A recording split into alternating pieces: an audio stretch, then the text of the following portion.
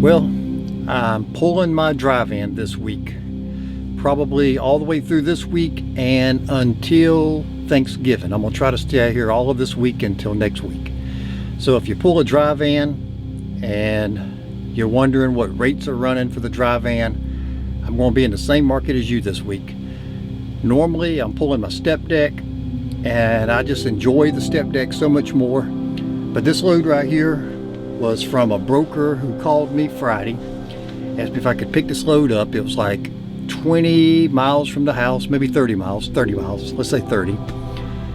I picked it up, went back home, and then I left this morning. She was at $1,700 for the load. It's some John Deere tractors I picked up in Grovetown, Georgia. And she wanted me to do it for 17. I told her 24. That's with the 4 stops. And I held my gun. She called back about 20-30 minutes later and said, was I still available for the load? I said, yeah. She asked me, could I do 2,000? I said, no, I don't think I can go that low on it, not with the 4 drops. Then she came back and said, well, can you do, what's the best you can do? And I held firm at the 24, but I gave in and did it for 23. So by holding the market where I thought was reasonable, I was able to get the load, and I'm going to deliver it tomorrow.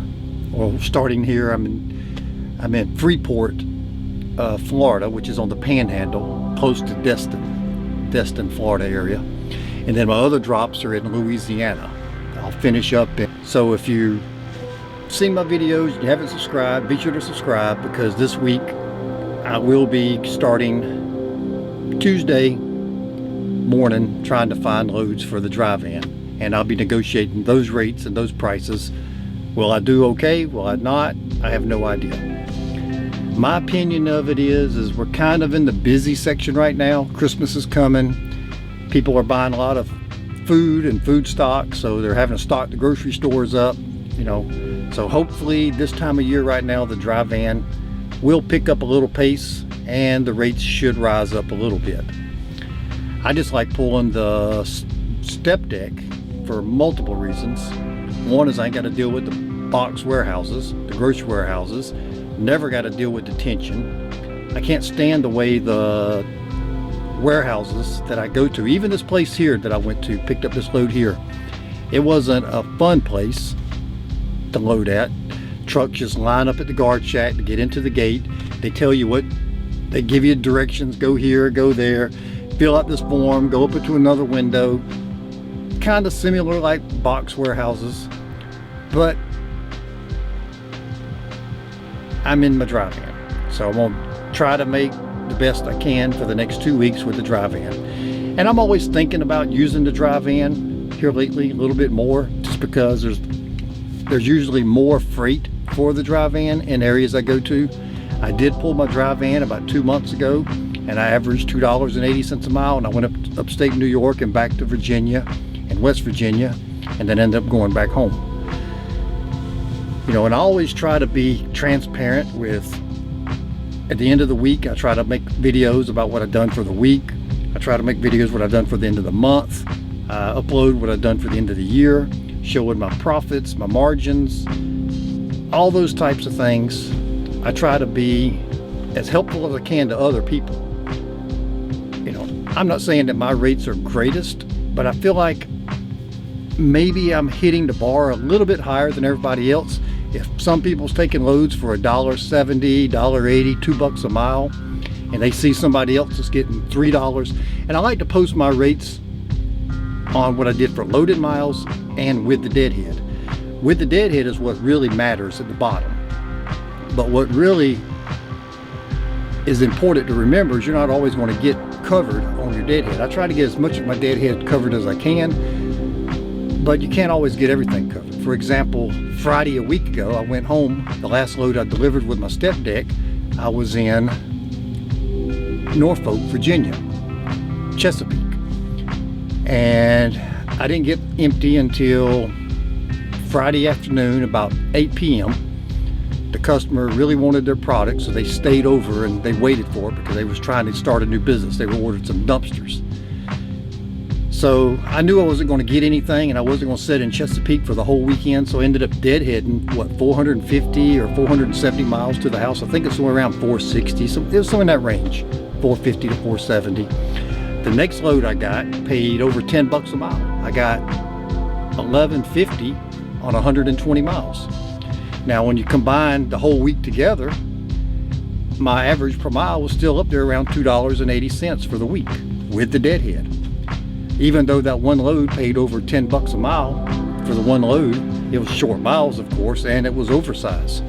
But that wasn't much. It was only like a foot on each side. I think I spent 30 bucks for the permit for South Carolina, and I use a permitting company. That's the only third-party person that I ever use anything with is permits, because when people want to book a load that's oversized, they still want it picked up in an hour or two. So while I'm headed there to go get the load, I got to get on the computer, plan the route out. I send the route over to the lady, tell her what the address I'm picking up, what route I'm trying to take.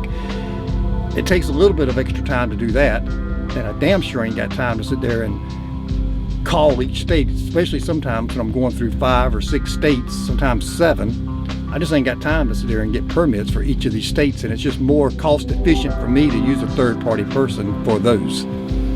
And she usually gets me my permits pretty quickly. There's a quick turnaround on it. So anyway, be sure to subscribe, and maybe we can help each other out. Leave in the comments below how you're doing. What are you seeing rates at? How is your profits? Is your margins, are they pretty good? I mean, for me personally, I've said it a dozen times, my break-even point before I pay myself seems to be about $1.60 to $1.65 a mile. It may be even a little bit higher than that this year. I could look at it real quick. I think everything is pretty much caught up to date here. Let's look at the laptop here. So right now, looking at my spreadsheet here, the cost of operation this year is about $1.68. So that just gives me a rough ballpark figure, and that number would be down a lot if I had worked all this year. So of course my fixed expenses, because I haven't worked all that much this year, is pushing it up because my mileage is down. I've been staying home a lot, and I've been doing a lot of I had a lot of doctor's appointments and just staying home a lot this year. Just been staying home. You know, I can afford it because everything I got is paid for. My house, my land. The only thing I got at the house that I got to owe a bank note on is my car and my wife's car. That's all I got. Outside of that, all my expenses are the truck and insurance, and then the expenses related to the trucking. And of course, it's just, you know, the regular stuff that you have at the house, which is your groceries and just miscellaneous household expenses.